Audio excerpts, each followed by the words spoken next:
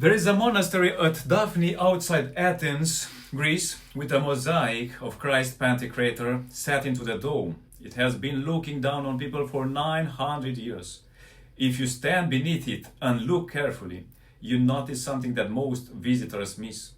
The two eyes are not the same. One eyebrow is raised and that eye is severe and it examines you. The other side of the face is calm, gentle, almost tender, and it receives you. The craftsman who set those stones was not careless. He was teaching. He was saying that righteousness and mercy live in one face and cannot be separated. And that the God who examines you is the same God who covers you. This is the fifth beatitude, and it is the one people think they already understand. Blessed are the merciful, for they shall obtain mercy. Matthew chapter 5. I want to speak with you honestly tonight, because I have found this beatitude harder than the others, and I have caught myself misusing it in my own conscience more than once. Most of us have quietly deleted one of those two eyes. Some of us have kept only the severe one, and we live afraid. Far more of us today have kept only the gentle one, and we have made a God who is nothing but warmth. Archimandrite Athanasius said plainly that this second error is not softness but heresy, a heresy smoldering in some theological cycles, and it destroys the very mercy it thinks it is protecting. This is not my private opinion. The Fathers gives us 4 things to understand here, and I will walk you through each one. The first is this. In the whole of the Old Testament, God never appears as only just and never appears as only merciful. He is always both at once. The psalmist does not say God is merciful and leave it there. He says, gracious is the Lord and righteous. Yes, our God is merciful. Nehemiah says the same. But you are God, ready to pardon, gracious and merciful, slow to anger, abundant in kindness. Search for a verse where one appears without the other, and you will not find it. Consider what this costs you. If God were only just, He would be a court and salvation would be impossible for you. If God were only merciful, He would be indifferent, and nothing you did would matter to Him, which is not love but neglect. Isaiah the prophet gives the image, also I will make justice the measuring line, and righteousness the plummet. And a builder holds both the line and the plumb together, or the wall falls. Tonight, before you sleep, ask yourself one question and answer it without decoration. Which of the two eyes have I closed? And what have I been permitting myself because I closed it? The second thing is the one that changed how I hear this beatitude. And it comes from St. John Chrysostom in his 15th homily on the Gospel of Matthew. He says that the Lord, when He blessed the merciful, was not speaking only of those who show mercy with money. He was speaking of a whole range of mercy, because the commandment is broad. Think about why this matters so much. If mercy meant money, then only the wealthy could obey Christ. The poor would be locked out of a beatitude, and God would have given a commandment that most of His people are physically unable to keep. So look at what you actually have. If you are a doctor, your mercy is your knowledge, and there is a person near you who cannot pay for it. If you teach, your mercy is your patience with the slow child everyone else has given up on. If you are a mechanic, a pharmacist, a lawyer, an official with a small amount of power, your mercy is the file you move for someone who has no one to move it for them. If you are an artist or a craftsman, St. John would say your mercy is that you do not hoard your art and leave your apprentice in ignorance out of fear that he will surpass you. And if you have none of these, you still have a word, And the Apostle Peter had nothing else when he said, "Silver and gold I do not have, but what I do have I give you." Father Athanasius once told his congregation something he had seen with his own eyes, and it stayed with me. It was afternoon, in winter, on a street sloping down toward Kifisia. There was ice on the road, and the cold was severe. He was walking with a companion when, some distance ahead, he saw a young man fall to the ground. The young man was epileptic, and he was wearing only a shirt, no coat, nothing. They came closer. A woman ran from a nearby house. A passerby stopped, and within a moment there were perhaps 5 or 6 people standing around him, and one of them tore his own shirt to bind the young man where he had struck himself. Then a delivery boy from a corner shop came down the street on his bicycle, one of those boys who is always in a hurry, and he saw the young man lying in the road with nothing on his back. He got off, took off his own coat, and covered him. Not one of the other men there gave up his coat, and Father Athanasius said this quietly, without accusing anyone, because he knew that the shame belonged to all of them. So here is your practice, and it is exact. Sometime this week, name one thing you possess that the person nearest you lacks, and it must not be money. Knowledge, a skill, an hour of your time, an introduction, a piece of information that would take you 5 minutes and would take them a year. Then give it without waiting to be asked and without telling anyone afterward. Yes.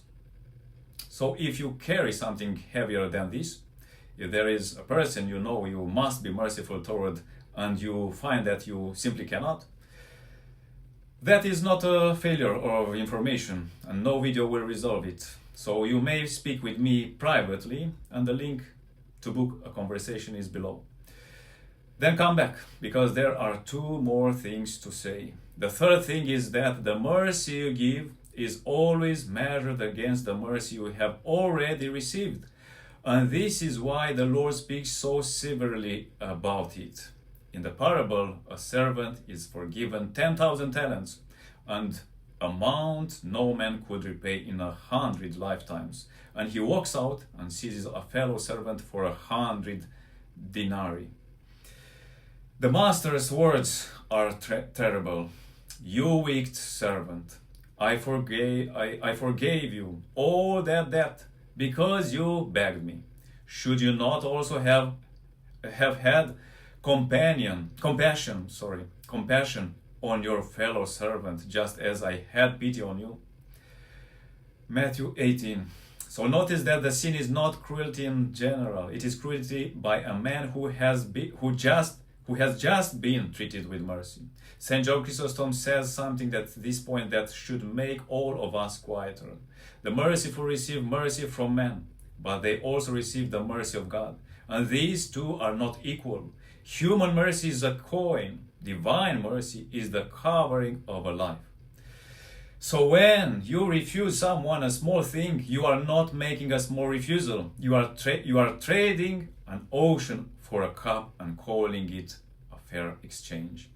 Saint Dorotheus of Gaza taught his brethren to look first at their own debt and only afterward at the debt owed to them. And he said, the man who does this in the right order will find that his anger has nowhere to stand. Tonight do this.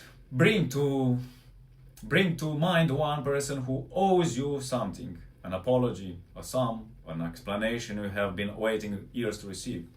Say their name aloud once in prayer and say to God that you release what is owed. You will not feel forgiveness immediately, and you should not expect to, because forgiveness begins as an act of the will and only later becomes a feeling. Say it again tomorrow. Saint Theophan the Recluse taught that the will leads and the heart follows behind it, slowly, like a tired animal, but it does follow. The fourth thing that is that mercy is never free, and the Church has always known this. Saint Nicholas Kabasilas, in his commentary on the Divine Liturgy, says something extraordinary about what happens at the altar. God asks you for bread and wine, and even these are not purely gifts, because inside the prosphora is your labor, the grinding and the kneading, and inside the wine is your work in the vineyard. He does not ask for wheat, he asks for bread, and in exchange for that small thing, which costs you something real but almost nothing, he returns to you his own body and his own blood. This is the pattern of all mercy, that we give what costs us a little and receive what cannot be prized. Which is why mercy that costs nothing is usually not mercy at all. There is an account in the history of the Church of Saint John the Almsgiver, Patriarch of Alexandria, who was given a beautiful warm kilt and could not sleep under it while the poor were cold. So he sold it and gave the money away. It was bought and given back to him. He sold it again. This happened more than once, until he said that they would see who would tire first. Saint Isaac the Syrian, in his ascetical homilies, writes that a merciful heart is a heart burning for the whole creation, and that such a heart cannot bear to hold what it knows another is lacking. So the last practice is the simplest and the most uncomfortable. Give one thing this week that you will actually feel the absence of. Not the coat you had stopped wearing, not the hour you were going to waste anyway. Something that leaves a small gap, because that gap is the whole point. The Apostle John writes, "My little children, let us not love in word or in tongue, but in deed and in truth." And deed and truth are the two words that make this expansive. So, 4 things. God is righteous and merciful together, and never one without the other. So ask tonight which eye you have closed.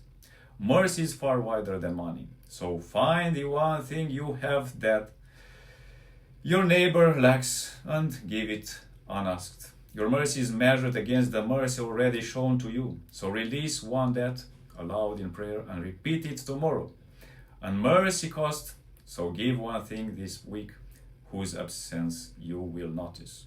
The poor man Lazarus, the widow of Nain, the person who insulted you, the one you would rather avoid, all of them are still walking past your door. And every one of them is an opportunity. And the reward is not repayment but this, to hear one that day. Come, you blessed of my Father, inherit the kingdom prepared for you from the foundation of the world. Matthew 25. May the Lord, who is both just and merciful, give you a heart that is not afraid of him and not casual with him, and may he grant you to be shown the mercy that you show. Go quietly now and do one small thing tomorrow that no one will see. If this was useful to you, the channel is here. But this teaching leaves a question open, and I know you are already asking it. Because if mercy is required of us and we do not feel it, then what do we do when the heart is cold and the will alone remains? I answered that fully in the video on spiritual dryness and what the fathers do when prayer goes silent. I recommend you watch it next, because it completes what we began tonight. God bless you.